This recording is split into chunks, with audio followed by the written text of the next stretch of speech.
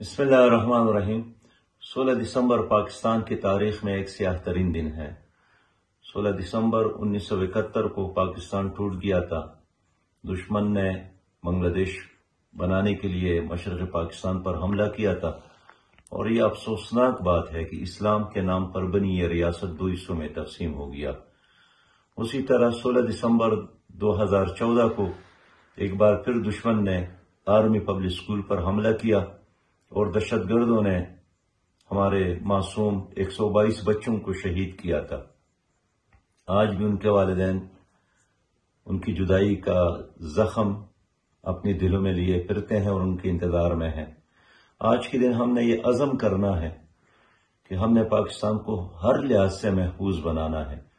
پاکستان کی حکومت کو، پاکستان کے تمام اداروں کو، پاکستان کے سیاسی لیڈروں کو اور تمام شہریوں کو یہ عزم اور ارادہ کرنا ہے کہ اپنی ذاتی مفادات کو پاکستان کے مفادات پر قربان کرنا ہے۔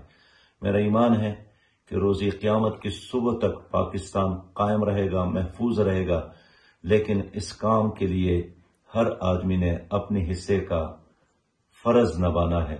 اللہ تعالیٰ پاکستان کو قائم اور دائم رکھے۔ اسلام زندہ باد، پاکستان آئندہ باد۔